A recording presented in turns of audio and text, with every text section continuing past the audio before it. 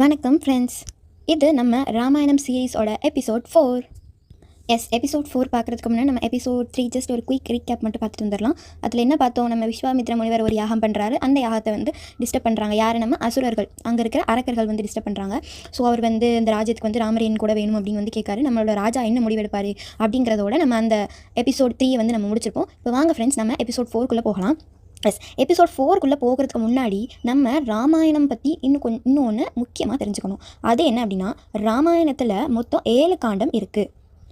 மொத்தம் 7 இருக்குது. அதில் இப்போ நம்ம பார்த்துட்டு இருக்கிறதோட பேர் தான் பாலகாண்டம்.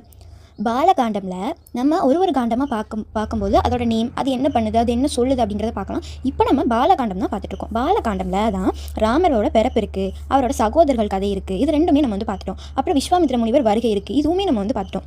ராமர் காட்டுக்கு போகிற கதை எல்லாமே இதில் தான் நம்மளுக்கு வருது. ஸோ அதை தான் நம்ம இதுக்கு அடுத்த எபிசோட்ஸ்லாம் பார்க்க போகிறோம். இந்த எபிசோட் 4 பாலகாண்டத்தோட ரொம்ப முக்கியமான சம்பவம் என்ன அப்படின்னா, ராமன், லக்ஷ்மணன், விஸ்வாமித்ர முனிவர் காட்டுக்கு போகும் பயணம் தான் நம்ம இந்த எபிசோட் 4 ரொம்ப முக்கியமானதை நம்ம பார்க்க போகிறோம். ஓகே காய்ஸ், அது நம்ம பார்க்கறதுக்கு முன்னாடி நம்ம லேர்ன் வித் ஆடி சேனலுக்கு ஒரு சப்ஸ்கிரைப் பண்ணிடுங்க. நம்ம விஸ்வாமித்ர முனிவர் ராமரை காட்டுக்கு வர சொல்ல கேட்ட பிறகு நம்ம ராஜா தசரதன் மனசு ரொம்ப கலங்குச்சு, ரொம்ப நடுங்குச்சு, ரொம்ப பயந்தார் அப்படின்னு நம்ம போனதில் பார்த்தோம்.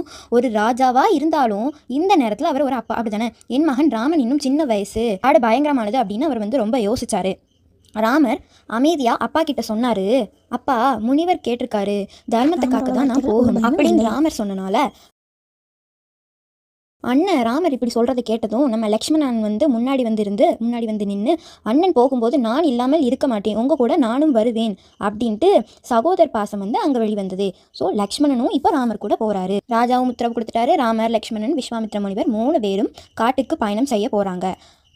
ஹே கைஸ், இந்த ராமாயணம் எபிசோட் 4 நீங்கள் ஃபுல்லாக பார்க்கணுன்னு நினச்சிங்க அப்படின்னா நம்மளோட யூடியூப் சேனலில் இருக்குது. கீழே ரிலேட்டட் வீடியோன்னு டேக் பண்ணியிருக்கேன், பார்த்துக்கோங்க.